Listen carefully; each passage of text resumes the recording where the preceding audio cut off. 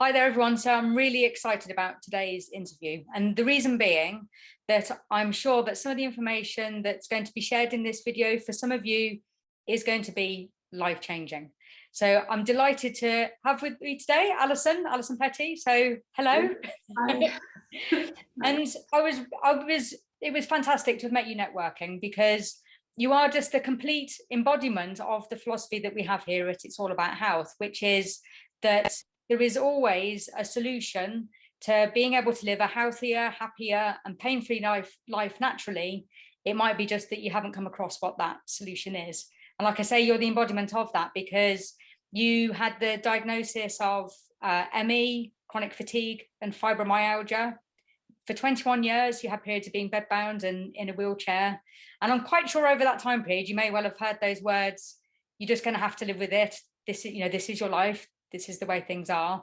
But you didn't take that, and you went out and explored different things. And yes, you did try things and they didn't give you those lasting solutions, but ultimately you did find that solution. And you went from day one into a course in a wheelchair, and then after that day have never needed to use it again. So it's just fantastic to be able to share this information with people, because like I say, I'm sure there's other people that your journey is going to be able to help and inspire and provide their solution. So can you just let us know a little bit about your journey and what happened and the timeline? Yeah, well, firstly, thank you, Rachel, for having me on your for interviewing me. I really appreciate it. And for me, it's just a gift now to be able to tell the story and actually use it to share that knowledge, as you just explained. So thank you for having me here. Well, I was diagnosed, I was 17 years old, and I was previously a very, very healthy teenager. I wanted to be a rock climbing instructor. I was pretty much going to be an outdoor pursuits instructor living in the Rockies in Canada somewhere for the rest of my life. But I became ill, sort of long story short, I caught a virus in my sort of late 16th year. Was just finishing my A-levels and that kind of stuff, and got over that. But then I had another experience which I think just compounded it, where I smoked cannabis for the first time, and it was a very sort of that was life-changing, because I was very, very ill from that, and for me that was when everything just fell apart. So I obviously just had a very, very bad reaction to it, whether it was laced with something we don't know, but I had a horrendous reaction to it. My body just seemed to just kind of break down, and then over a period of a few months, again, this is a very long story short, but it just got to the point where, to me now looking back, it was almost like my body just had the biggest panic attack it could possibly have, like internally, physically, mentally, everything. And one night I went to bed, said goodnight to my dad, a very healthy 17-year-old, and the next thing I knew, I sat down on the bed to go to sleep, and this rushing of sensation just went through my body. And that was, from that moment on, I didn't go back to school for I think about 8 months, and was pretty much bedbound, housebound, with chronic pain, massive cognitive struggles, but mostly chronic pain. And we didn't know what was going on. We were going to the doctors. They were saying, well, she's depressed. My mum would sit there going, this girl is not depressed. She wants to be a rock climbing instructor. This is not somebody who would be like, opting out of school right now. She was on a really great path. So and that then turned into a diagnosis of ME, CFS, fibromyalgia. Basically at that time, and we were talking 26 years ago now, maybe 24, do the maths there. And very little was known about it, very little was understood. I had great doctors, but basically they would test you for everything, like literally everything. And if you didn't test positive for all these different things, but you had certain symptoms, like chronic muscle pain, extreme fatigue, skin, hypersensitive skin, all those kind of things, you were given these diagnoses of ME, CFS, and fibromyalgia. So that for me was the beginning of it. And then as you said there, over the 21 years that then followed, I tried with the love and support of my family, as much as we could access, really. I mean, obviously all different medications, and none of the medications made me better. Quite often they made me feel a lot worse because of side effects, and then you get used to them as well. Your body sort of becomes used to it, and becomes then that painkiller or whatever it is became less effective. And a lot of the sort of more substantial medications just made me feel worse because of the side effects, and then that sort of building of them in your system as well. All in terms of alternative therapies, and obviously nutrition was a big part of it. You know, we tried everything. I tried everything from Reiki to Native American spiritual healing to shiatsu to nutrition to reflexology. Saw a Chinese doctor on Harley Street, even, you know, it was all those different things, and nothing that I can think of now touched it, not even, you know, remotely. And yeah, so we just sort of keep going, and I can remember as the years went on, just having more and more of a, this is my life, you know, this isn't, I didn't even dare to dream, especially sort of, you know, in the later years, I wouldn't dare have dreamt of the life that I'm living now, because it just really did feel like it was game over at that time. And you know, that certainly those different modalities that you mentioned might be the solution for some people, but absolutely, yeah. But for yourself, so you tried those things, and they hadn't worked. So how did you get from where you were to where you are now? How did you come across the course that you went on? Yeah, so I mean, absolutely, and I know people, because I do have friends from those years that different things did work for, and I know nutrition can play a big part in helping people like recover things like this, because they might actually have some sort of nutritional issue, whereas I didn't. Yeah. So that can be incredibly effective for certain people, and other things as well.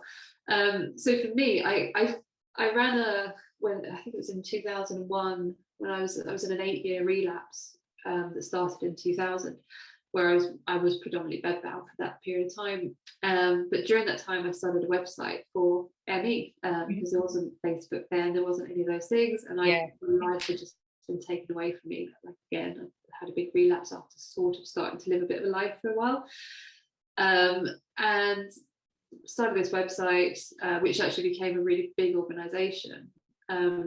And I ran that for about 8 years, pretty much from my bed on a laptop, with a team that I built over time as well.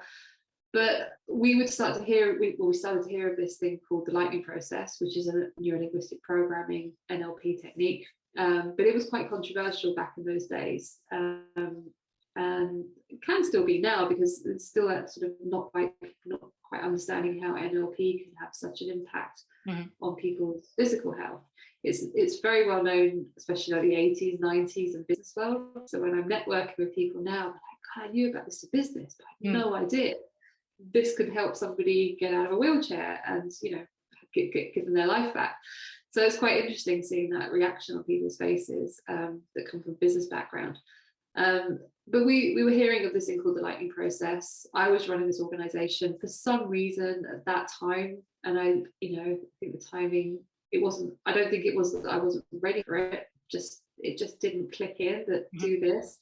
I was trying all these other things. I was chronically ill at that time, running this organization, and I knew other people that were doing it, and to different degrees. We're all having varying degrees of success of getting themselves well. But for some reason I didn't do it, and obviously now it's one of those things like no regrets and all of that, but I wish I'd done it 12 years ago, but then I didn't. So and then I sort of pulled away from that in around 2010, running this organization. My life's changed, and I wanted to sort of, you know, separate myself a little bit from, I was pretty much, you know, had the illness stamped to my forehead. I was advocating for won an award for it.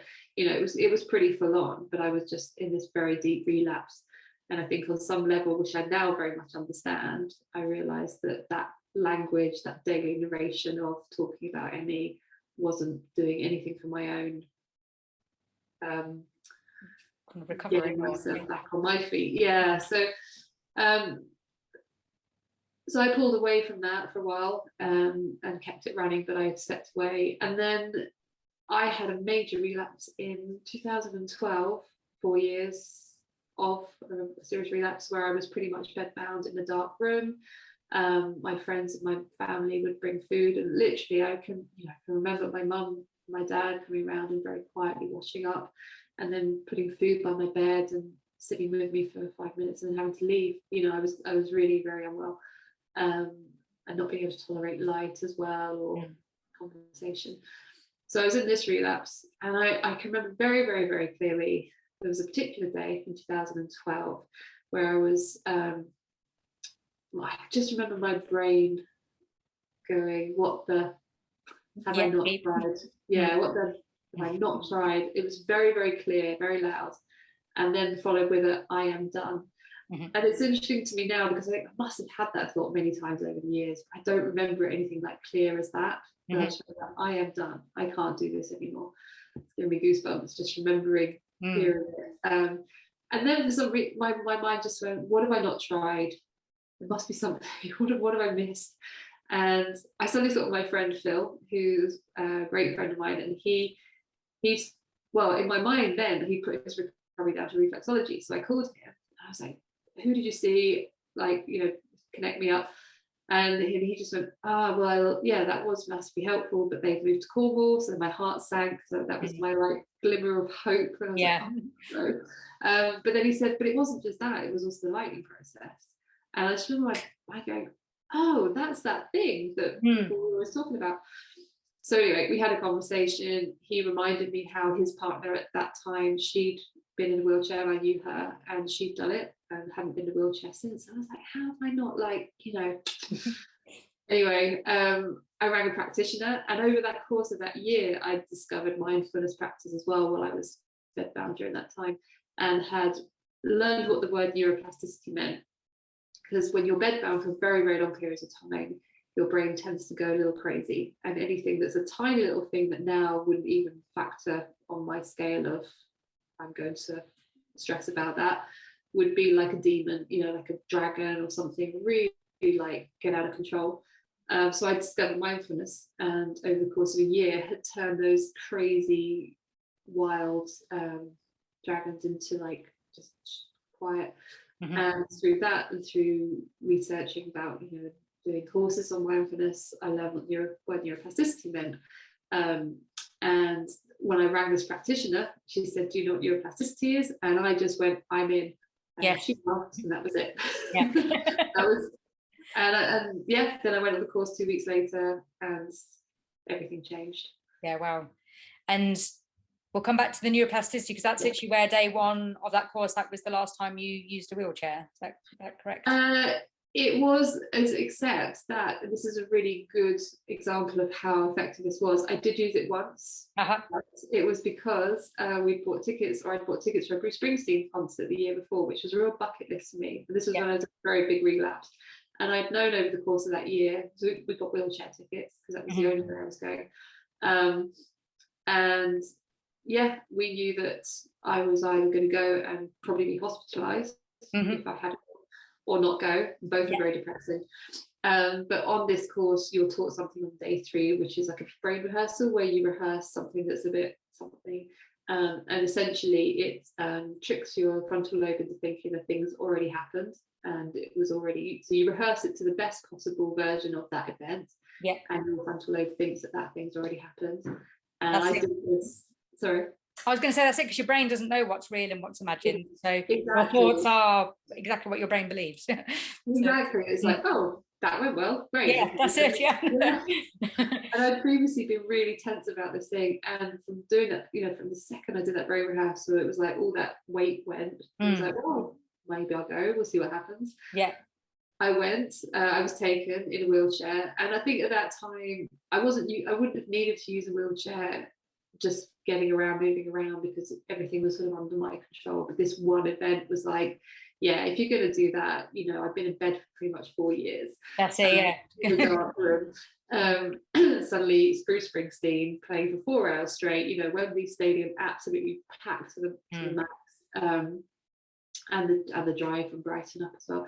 So yeah, so I was taken, and I was doing the technique, which is the lightning press technique, all day, all through the concert. I was using Bruce Springsteen's energy, and his like, I could just see this massive screen with him, just like sort of energy coming out of his biceps, and playing guitar for 4 hours, this like 67-year-old or something. And I was using him in my work, and they got me home, and like the way it would have gone prior to the lighting process, 2 days later, I wouldn't have even been there. I would not have even been there. I was that ill. The day after, I went to the park just up the road, and I lay in the park for an hour, and I was doing this lighting process all the way through. The next day, I went into Brighton, which is 5 minutes from where I lived, walked around a shop for an hour, went home, doing this process in my head all the time.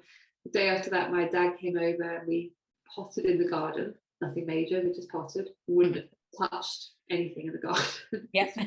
No muscular structure at all. The day after that, I floated in the sea, which I hadn't done for years, because the last time I did that, I relapsed. And as those days went on, I think by day 3, I was just like, this is wild. This is not what happens. This isn't anything near what happens. This is another world of something new. And just being quite freaked out by the whole experience. It was the polar opposite to, I would make a cup of tea prior to doing the light process and then have a wash of pain or like a payback for that, when I was really ill. And then on good days, if I did get into town 2 or 3 days later, I would feel really rough.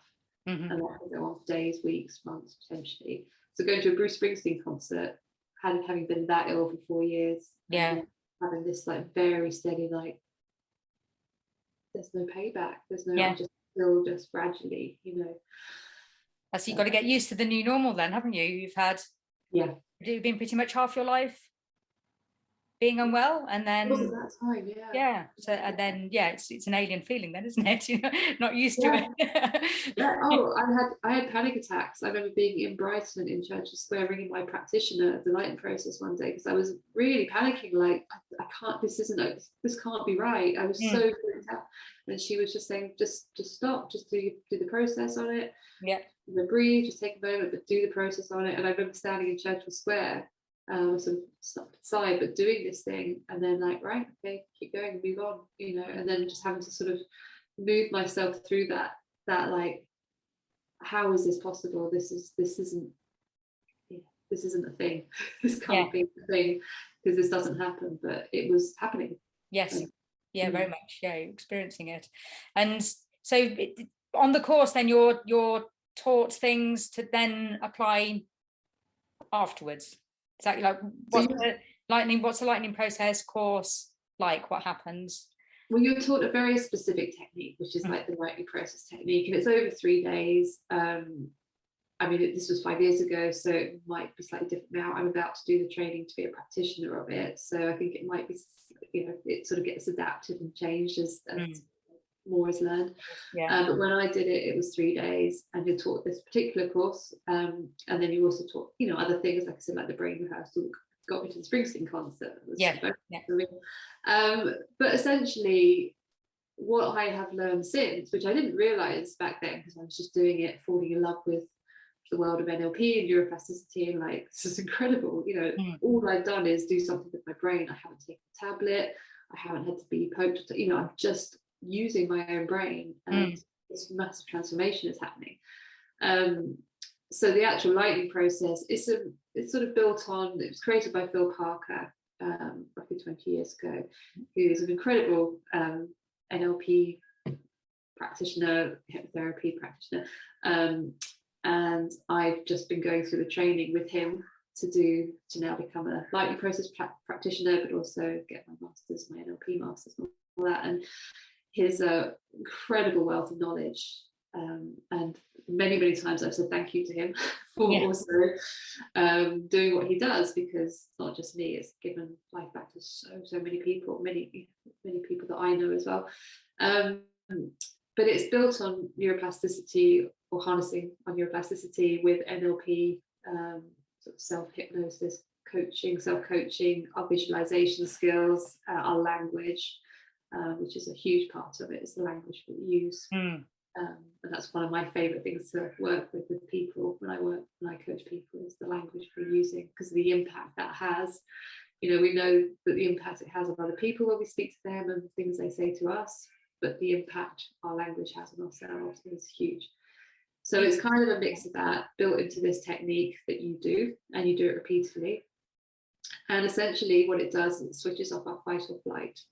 So again, what I've learned since is that the fight or flight, you know, in the days of our prehistoric ancestors, it would hopefully save them from being eaten by a bear or a tiger or something like that. But that fight or flight that's kind of powered by that release of hormones of adrenaline that gives us that, like, you know, quickening the heart rate, the muscle tension, so we have that kind of like, we can either fight or we can run.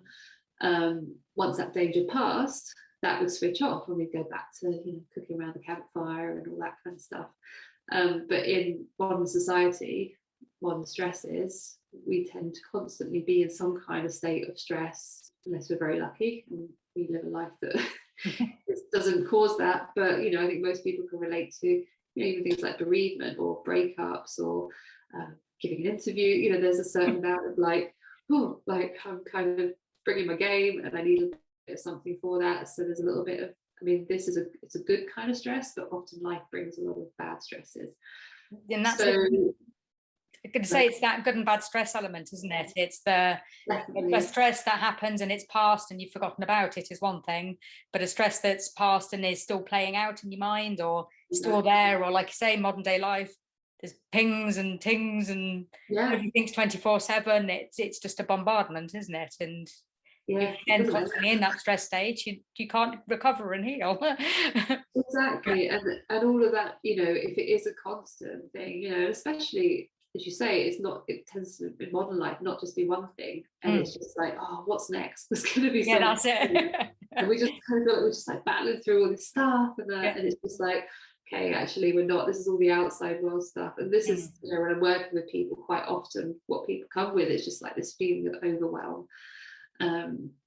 But yeah, so they're in that constant state of fight or flight. But then what's happening is that the you know, you're constantly releasing adrenaline, all these different hormones that cause what is known as an allostatic load. And there's more about this on their website and obviously online as well. But that is what causes this detrimental effect on our chronic health, on our physical health, and our mental health as well.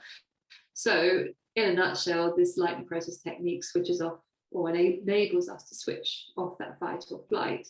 And what my experience was, which I now understand, because I didn't realize I did it, and I was just like, oh, I just rewired my neural pathways and created a different life for myself, and, you know, this is the evidence, and it is actually a thing. But it was only when I started working as a coach, I started to then look into it and talk to people more about it. I was like, okay, it's switching off the fight or flight. That makes sense. That was what allowed my body to heal. Yes.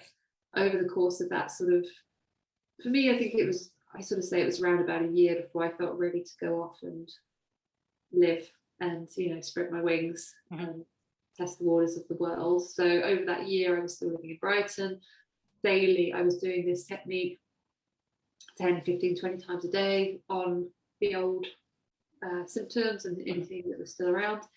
But what I now look at is like, so I was switching off that fight or flight, the allostatic load was then reduced and my body was sort of able to heal underneath that. And then over the course of that year, I just got better and better and better and better until I was like, right, I'm going to go give this a go. And then I spent the last 5 years rock climbing, mountain biking, hill walking, scrambling, traveling, and being a manager in a very busy hospitality job in North Wales. Yeah.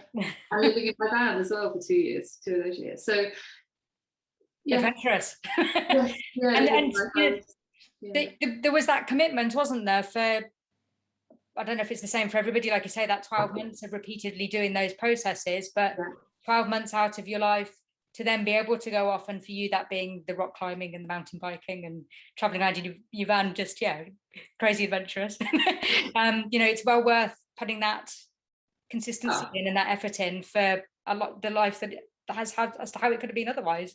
So that was the best investment I ever made financially, and you know, because it's a 3-day course, so for me there was it's a small investment, but it's, you know, there's a bit of financial investment into it, but you know, I cannot even, there's no words as to what I would pay now to do it, knowing what that gave me back, you know. And but then, yeah, absolutely time investment. And I had it. I at that time, I didn't have a partner, I didn't have family. I mean, I had my family, I mean, I didn't have kids or anything like that. I had the time to do it.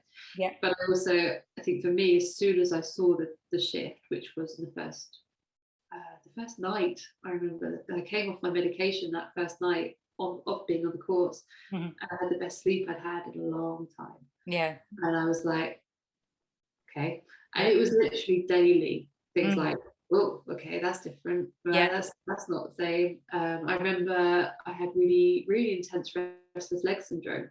And I can remember thinking, right, well, maybe in a few months' time, I'll target that with this lightning process. And within weeks, I can't remember, I think it was like 2 or 3 weeks anyway, I suddenly realized that had gone. Yeah. It was, it just shifted. It just changed because of this other work I was doing. So yeah, it is that thing where you have to do it, because if you don't do it, it's like, I always say, if you want to learn to play violin, you don't just pick up a violin, you're a virtuoso. You have to practice, and that's what changes the neural structure of our brain. That's what creates the connections with neuroplasticity. But if you don't do it, those neural structure will just stay the same, and you won't be any good at playing violin. That's it. Yeah. And that's just to explain to people in a nutshell, because word neuroplasticity. Yeah. You've explained it, but then just to define it again, just so it makes sense. Yeah, no, it's one of those things that's my favorite thing in the world. Like, it's just incredible that we have this ability in our brain. And basically, scientists used to think that our brains stopped changing. I've heard different versions of this, but sort of, in our teens, but we now know that they are still changing in our 90s. So somebody in the 90s could still learn to do something. It might be a little bit slower, sometimes it's not, but if you're still able to learn, that means that your neural structure is changeable. So neuro in neuroplasticity is referring to our neurons, and we have like 200-ish billion neurons in our brain, and trillions of neural connections as well. And plasticity is referring to like plastic, so it's changeable, it's malleable, So when we learn something new for the first time, so perhaps when we first learn to tie our shoelaces, we don't just know how to tie our shoelaces. The first time we do it, it's really clunky. We have to have someone show us, and it feels a bit like we get it wrong, and it's not quite working, and it turns into this like weird mess of a knot. We do it again the second time, and it's a little bit better this time, and then we do it again. And each time we're doing it, what's happening is these little neurons are starting to connect. And each time when we repeatedly do it, those little connections get faster and faster. They start to learn that this is the way we're doing something, until they eventually wire together, and we're tying our shoelaces like a pro, not even thinking about it. Same with driving. You think about when you learn to drive. I've been driving 30 years now. I remember when I started, I was like having to think about, right, that's the gear stick, is that the clutch, or is that the and now I don't even think about it. I haven't for many years. I think about what's in front of me on the road. So again, it's that same, I've created this structure, this neural structure of awesome driving, but it's taken time, it's taken practice. So, and it's the same with our thinking as well. So we know when we find ourselves having a difficult day and our thinking can get quite negative, we get in that loop. And I'm sure that kind of feeling where things can just feel in a loop, or there's something that you've gone through a really difficult time in your life, and you'll hear that loop in your mind. So for me, with the health, my narrative was very strong around, I have ME. If I do this, I'm going to relapse. So there'll be this expectation, and there's this very strong structure around that. And that's what you change with this technique. You create a different structure, and it doesn't suddenly rock climbing after 21 years of being ill, but it's just sort of like I say, you got the potential, you're just getting the strength to get to that point after. Yeah, absolutely. And then having that fight or flight switched off, so my body could actually physically handle it, because that was kind of like the missing ingredient. Yeah. You know, it's like, yeah, I could totally rock climb. I knew I could do it because I did it when I was 16, 15.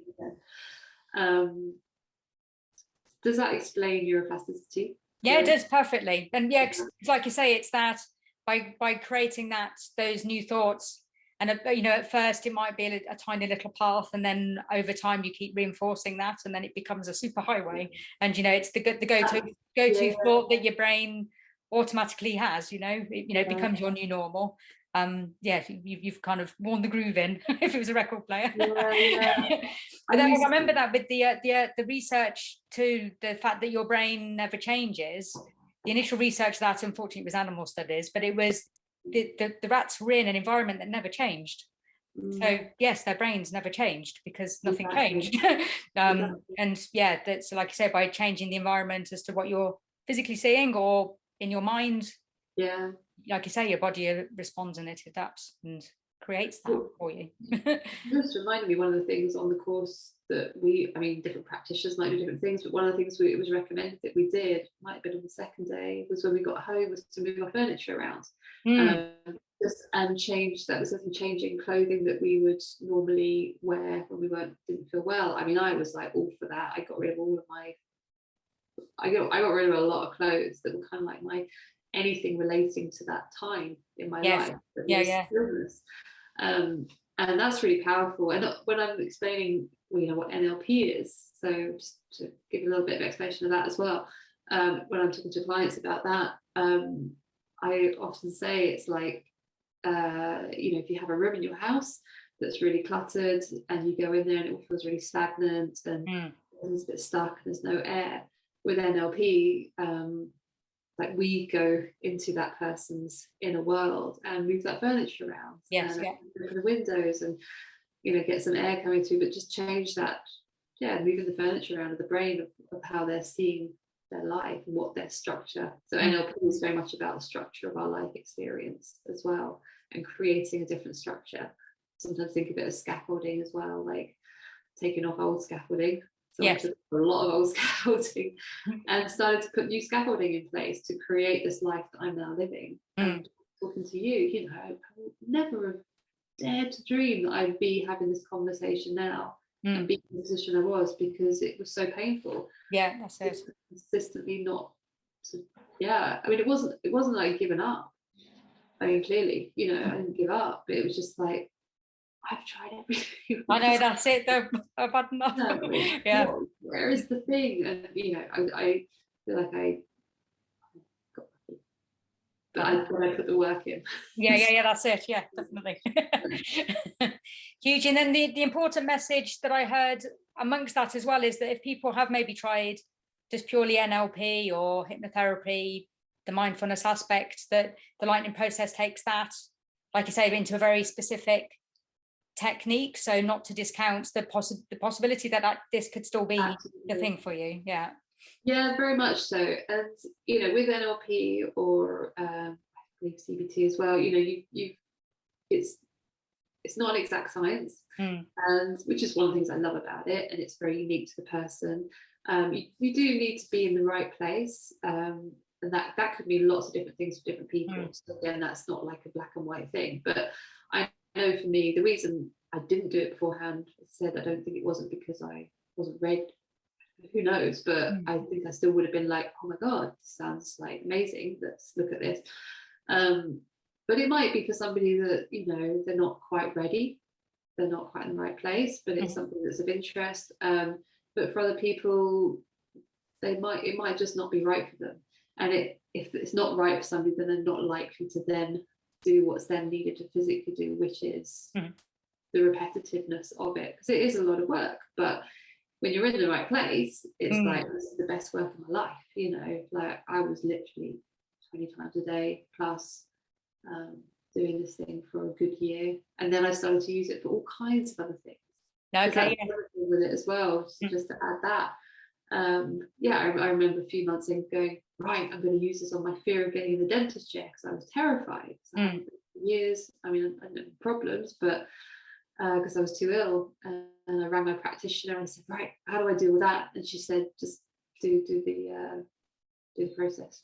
Yeah. Like, no, but how? But there must be something. She's like, do the process. Yeah, that's it. It's simple. Do the process. I was like, right, okay. Did the process, rang the dentist, made an appointment. Yeah. And from that moment on, all that fear that I'd had about it just kind of vanished. Got in the dentist chair. I was lucky, it was all fine. But I use it now throughout my life in so many other ways for doing things like this, to, to give me that sort of shift of my thinking about it, and to bring in the confidence, and just to make me feel a bit more like, yeah, you know, rather than, oh God, you know, this is like an interview and what if it goes wrong, and, you know, what if I said the wrong thing? It's like, I can come at that with that mindset, or choose a different mindset. It'll go however it's going to go, but at the end of the day, what's the worst that's going to happen? And even if I do say something wrong, or I know the technology goes wrong, we deal with those things when they happen. Yeah. But do I want to come at it from a stress state, in this fight or flight of like, oh God, or do I want to come at it with confidence? So I come at it with confidence, and assertiveness and calmness, and feeling like, you know, it's Rachel, she's lovely, like this is going to be lovely as a conversation. I'd much rather have that feeling. Yes, yeah. Deal with the rest. So. And that's the huge thing, that when you realize you have the choice for the thought that you want to have, and then with the techniques that you learn, that you can change that, it's hugely empowering. Massive. The choice, you hit the nail on the head. It's very much, and that's very much what the lightning process is, you know, built around. One of many things, but that always stands out for me, is that I have a choice. Yeah. And we forget that. I was talking to somebody the other day, and we were having this kind of conversation, but I was saying, you know, I think we often forget we have choices. And I was in a little fight or flight mode the other day, just to do with an old job that I'm helping out at the moment, and I was getting really stressed about something, and then I was kind of going, I can't remember what my brain said, but it was just like cursing life somehow. It was just like, God, like, you know, whatever. I wasn't taking responsibility, basically. It was just my mind was thinking.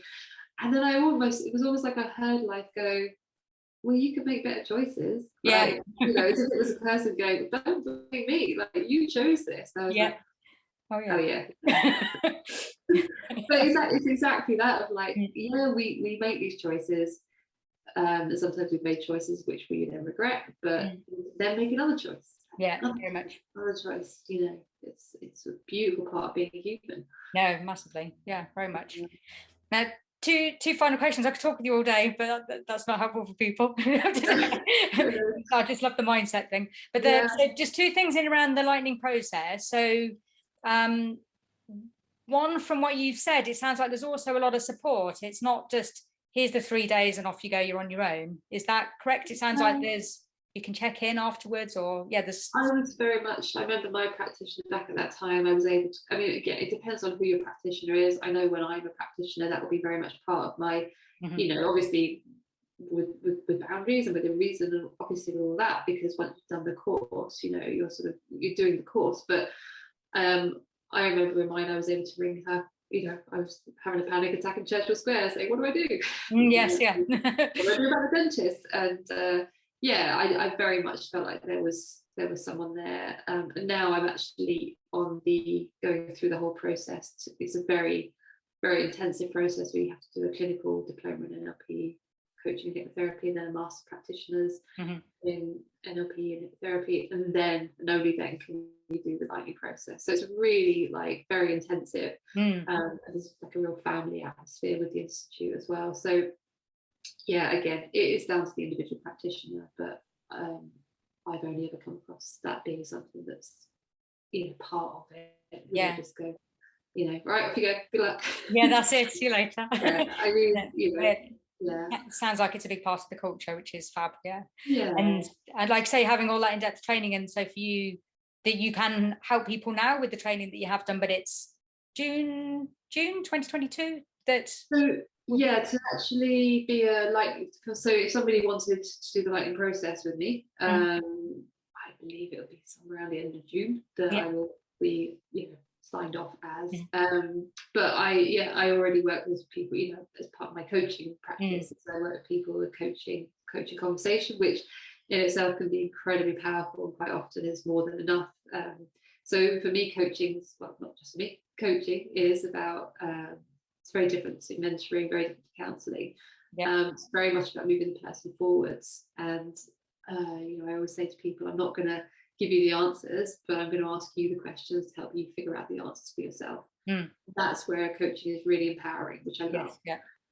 So quite often clients I work with, it will be coaching conversation. I have I'm working with a principal of a multi-academy trust at the moment, and that's very much conversational coaching. We might do some techniques at some point, but it's about challenging and just, you know, reflecting, being a mirror for that person. But I do work with NLP as well, so yeah, quite a lot. I work with people with fibromyalgia.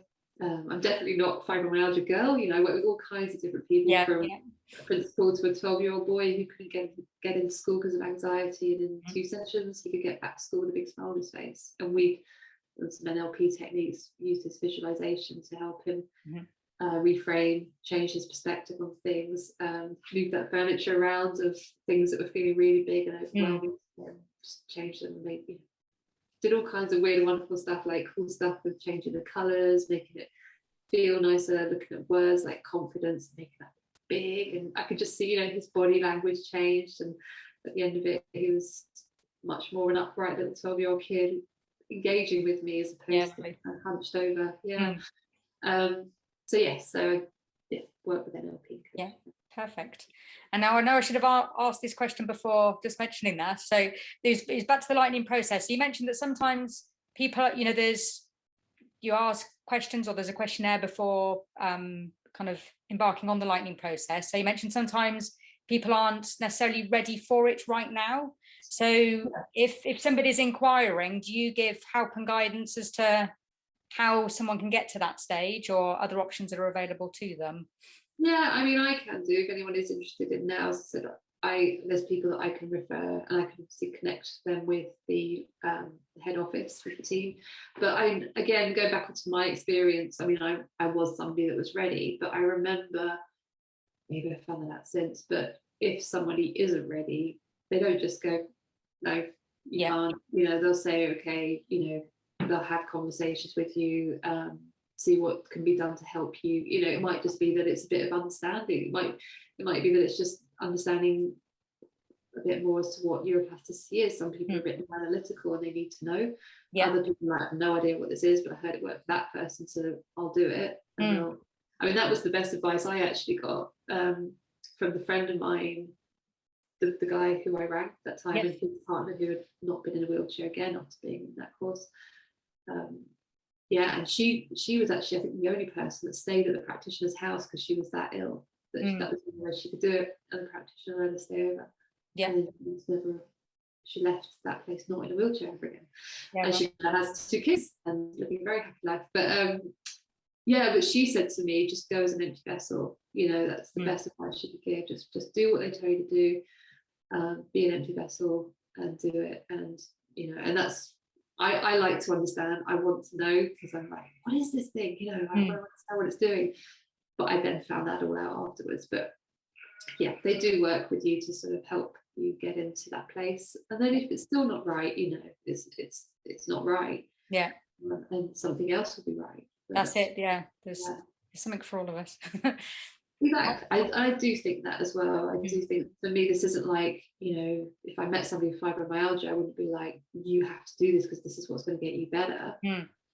If they were open to it and wanted to find out about it and wanted to hear about my story, and, you know, wanted to, like, you know, they were like me and were like, yeah, this feels right. Great, you know, brilliant. But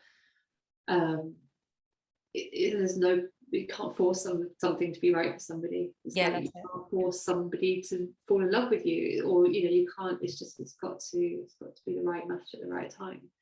That's when the magic happens, when it feels like the right thing, that you're learning from the right person, and it comes together, and and at the right time. Very much. Definitely. Perfect. Thank you so much for your time. I'm sure it's going to be really, really helpful for people. So I'll also make sure that your details are alongside this video as well, so that if people want to connect, find out more, or ask questions, then they're going to be able to do so. Well, I'm always happy if there is anybody watching that wants to connect and isn't necessarily interested in coaching or anything like that. it doesn't have to be under a coaching thing. I'm always happy to have that conversation. If they just want to can I talk to you a bit more about, find out a bit more about it. I'm always happy to have one-to-ones with no obligation for anything else. Because for me, this is like, to be able to just spread this knowledge and say, this can happen. That's it, it's possible. Yeah. I'm still a bit like, really? Like, what? But like, no, this is happening, So I'm always very, very happy to do that. Yeah, perfect. And thank you for that. Yeah, good for people to know they're not on their own, and like I say, there's options and possibilities. Yeah, I think if I'd met me like in my 10th year or something like that, I think even if I just had that conversation with someone like myself, that would have just given me that, like, that's possible. Okay, that would have just given me that, like, okay, even if I didn't then have coaching with that person, or I didn't ever speak to them again, I would just have that, like, sort of like point to go. Yes. There is a place I can get to. Yeah, very much. Yeah, possibly. Definitely. Yeah. So thank you for your time. No, thank you. I really appreciate it. Again, thank you so much. It's been lovely. Yeah, I like to chat with you all day as well. I know, it's easily done. Have to do another interview. I'll be aware. Yeah, perfect. Thank you, Rachel. Appreciate it.